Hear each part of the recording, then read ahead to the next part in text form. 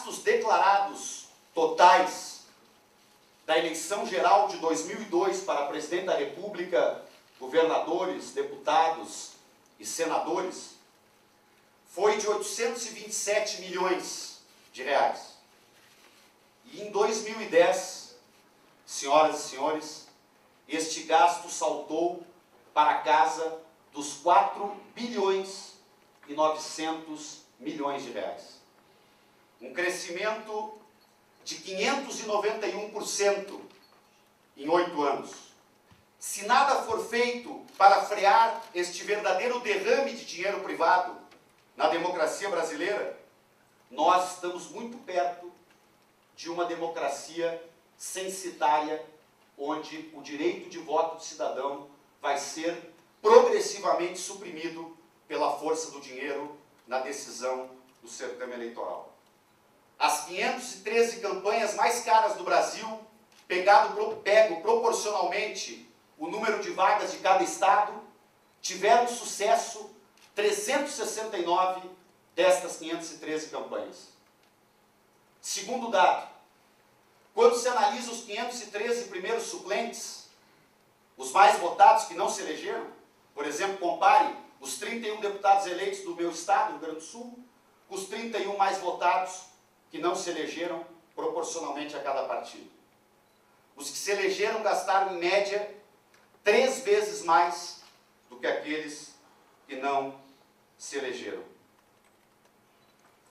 Aqui está claro que a força do dinheiro decide boa parte do processo eleitoral. O sistema de campanhas milionárias que nós estamos urdindo no Brasil, ele gera uma competição perversa. Ele gera um verdadeiro cassino eleitoral, onde os candidatos vão dobrando as suas apostas na busca de cada vez mais dinheiro para fazer campanhas. Neste ambiente, cresce a criminalização da política, justa ou injustamente, baseada em fatos ou não, mas me parece claro que o financiamento privado da política a coloca cada vez mais sob suspeição. Quantas vezes lemos matérias que relacionam empresas envolvidas com ilegalidades colocarem em suspeita todos os políticos que foram financiados por esta empresa ou vice-versa. Esse sistema perpetua a desigualdade ao conferir um poder político incomparavelmente maior aos mais ricos do que aos mais pobres. Mas quem são os grandes financiadores da política brasileira?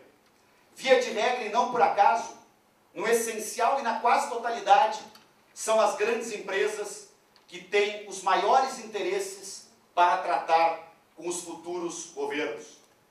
Cito aqui as 10 maiores: Camargo Correia Construções, Construtora Andrade Gutierrez, JBS, Banco Alvorada, Construtora Queiroz Galvão, Construtora OS, Banco BMG, Gerdau Comercial de Aços, Contax, Banco Itaú.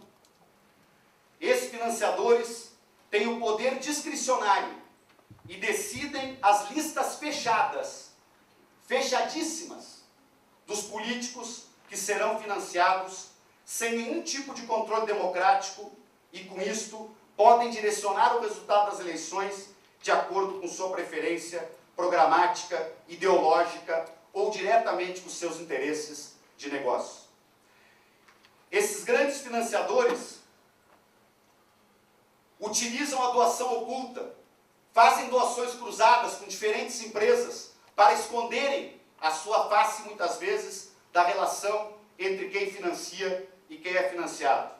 Pressuposto de que a igualdade de oportunidades, a igualdade de chances é o vetor primordial do sistema político, é amplamente baseado na Constituição, no direito à igualdade, na própria democracia e amplamente reconhecido pela jurisprudência do Supremo Tribunal Federal, por exemplo, no precedente que o deputado Henrique Fontana mencionou, das cláusulas de barreira, ou da cláusula de barreira que havia sido instituída. Independentemente da convicção que se tenha sobre o mérito, o fundamento era o de que uma limitação criada por lei não poderia ter como resultado um cerceamento excessivo na igualdade de participação dos diferentes grupos políticos. Portanto, esse é o pano de fundo, esse era o consenso básico por trás da decisão do Supremo Tribunal Federal, independentemente de se entender que o quadro específico justificava ou não essa constatação. Da mesma forma, esse mesmo apego à igualdade de chances e à máxima de que a lógica geral é a igualdade do voto está por trás da decisão amplamente comentada e enfim, mencionada do Supremo Tribunal Federal na fidelidade partidária. Também ali, o fundamento último era essencialmente o de que um parlamentar que troca de partido sem que haja um motivo justificável acaba levando uma base de votos que não lhe pertencia, que pertencia ao partido, e, portanto, tornando esse exercício de mandato artificial. Há um precedente do direito comparado especialmente interessante sobre matéria eleitoral, um julgamento da Corte Constitucional Alemã, que diz exatamente isso. É um julgamento de 58, é antigo, mas a premissa é a mesma. Quer dizer, uma lei que regulava doações de particulares e isenções tributárias, que no seu relato abstrato tratava igualmente a todos os potenciais doadores. Na medida em que se constata que há partidos que naturalmente têm um apelo maior ao capital econômico, ao poder econômico, que serão, portanto, beneficiados de fato, essa lei produz desigualdade, não igualdade e, portanto, é inconstitucional nessa sua conformação e nesse seu efeito. Portanto, essa segunda linha de que nenhum sistema é válido ou inválido em abstrato, sobretudo em matéria eleitoral, e se inválido ou inválido à luz do resultado que produz, também é reconhecido na jurisprudência comparada e na jurisprudência do Supremo, que também adota essa premissa. As campanhas são cada dia mais caras e hoje é praticamente impossível a obtenção de sucesso eleitoral sem o dispêndio de recursos cada dia mais vultuosos. O financiamento de campanha é um dos berços da onde brotam talvez os mais graves problemas de corrupção que o país tem enfrentado. Isso não é uma singularidade brasileira. Em diversos outros países, em diversas outras democracias, o financiamento privado de campanha tem gerado escândalos de corrupção. A democracia se assenta na afirmação da igualdade política entre os cidadãos. A ideia é de que todos os cidadãos possam ter a mesma influência no poder político, vindo daí não só o princípio do one man, one vote, como também a própria ideia do princípio majoritário. Quer dizer, num cenário em que há desacordo, prevalece a vontade da maioria, atribuindo-se o mesmo peso a cada um. Então, é um princípio que nutre, que alimenta axiologicamente a democracia, a ideia da igualdade política.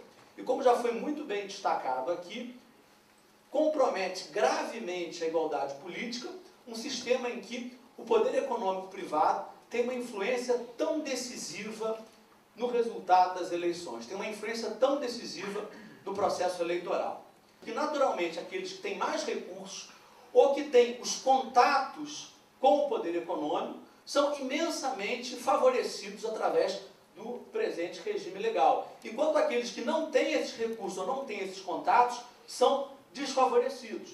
Além do problema da igualdade, há impactos gravíssimos do regime legal sobre o sistema republicano. O financiamento de campanha serve para que sejam criados certos vínculos em que o doador, no futuro, se considera o credor, muitas vezes, de prestações antirrepublicanas. Vejamos o comportamento dos principais doadores de campanha no Brasil, que já foram aqui listados pelo deputado Henrique Santana. Em geral, são entidades que têm uma relação muito profunda, muito direta com o poder político, empreiteiras, instituições financeiras, grandes empresas, que com enorme frequência doam para os candidatos rivais. Então, como que se pode conceber isso como exercício de liberdade de expressão ideológica? Quer dizer, você doa para um candidato e doa também para o outro. Né? Há um cientista político que destacou muito bem, o David Samuels, que destacou muito bem que o sistema de doação no Brasil ele se baseia muito menos na ideia da expressão da ideologia e muito mais na expectativa de que haja contraprestações de serviço. Quer dizer, está muito mais inserido numa lógica espúria e antirrepublicana do mercado de benéficos futuras do que no exercício da expressão de concepções políticas e ideológicas. Uma decisão do Supremo Tribunal Federal sinalizando que não pode, demarcando os princípios fundamentais que devem regir essa matéria, pode ser um impulso extremamente importante para um diálogo institucional com o Poder Legislativo no equacionamento desse tema tão central para a democracia brasileira. Nós temos avançado muito na democracia brasileira, mas é preciso torná-la cada vez mais inclusiva, cada vez mais republicana. E o tema do financiamento de campanhas é absolutamente essencial nesse contexto. Nunca é demais recordar, como afirma o Papa João Paulo II, que o sujeito da autoridade política é o povo, considerado na sua totalidade como detentor da soberania. Assim, permitir a influência do poder econômico no processo eleitoral e nos partidos políticos mediante a inversão de capitais oriundos de pessoas jurídicas que não votam, que não têm a natureza de cidadãos ou de filiados das agremiações partidárias, é institucionalizar uma desigualdade incompatível com o equilíbrio igualitário do processo eleitoral e político, como previsto em nossa Constituição. O financiamento pelo capital privado, especialmente dos grandes grupos econômicos nas eleições e aos partidos, tem se caracterizado historicamente como uma fonte de desvios, corrupção, contrapartidas escusas, favorecimentos indevidos, maculando a pureza e integridade do processo eleitoral e o exercício do mandato pelos eleitos. A Ordem dos Advogados do Brasil tem razão quando diz na petição: prejudicados, por óbvio, são os candidatos mais pobres e os que não desfrutam da mesma intimidade com as elites econômicas ou não têm identidade com seus interesses e bandeiras e que acabam sem o mesmo acesso aos recursos de campanha, o que compromete gravemente a igualdade de oportunidades na competição eleitoral.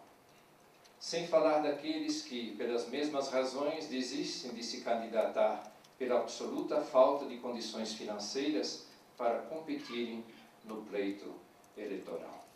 Até aqui o que nos diz a Ordem dos Advogados do Brasil.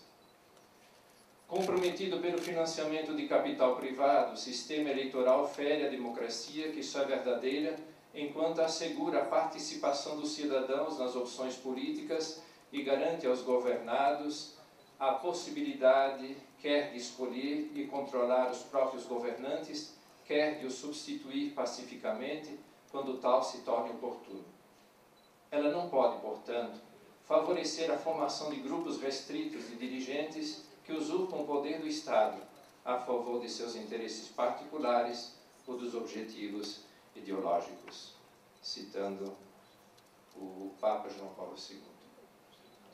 A ADIM em causa se refere também a doações para campanhas feitas por pessoas físicas e utilização de recursos próprios dos candidatos, matérias que estão a exigir regulamentação limitadora motivada pelos mesmos fundamentos que constam no pedido inicial. Nesta matéria, o requerimento é para que esta Corte conceda prazo ao Congresso Nacional para editar a legislação aludida sob pena de, não sendo normatizado o tema, esta Corte se torna legitimada a fazer. Também aqui, a CNBB considera procedente o pedido como primeiro passo para se chegar ao afastamento total de qualquer contribuição privada para as eleições, já tendo a entidade manifestado publicamente seu apoio ao financiamento público exclusivo, que preferimos denominar financiamento democrático, afastando-se assim a influência do poder econômico no processo eleitoral. Vale destacar que tal providência, para atingir a eficácia pretendida, há de ser meticulosamente regulamentada, assegurando-se acompanhamento popular e intensa fiscalização. Assim, tornando os pleitos mais justos, transparentes e igualitários, assegura-se a melhor representação política no Parlamento e em todos os níveis federativos, ao mesmo tempo em que lhe é restituída a credibilidade necessária para o correto funcionamento da democracia representativa. Não nos esqueçamos, porém, que a soberania popular deve ser privilegiada também por outros instrumentos que a fortaleçam, a exemplo dos previstos no artigo 14 da nossa Constituição. Firmada na sua missão de contribuir para o fortalecimento da democracia e da cidadania em nosso país, a CNBB se manifesta pelo provimento integral da DIN 4650 como forma necessária de aperfeiçoamento do Estado democrático e de direito.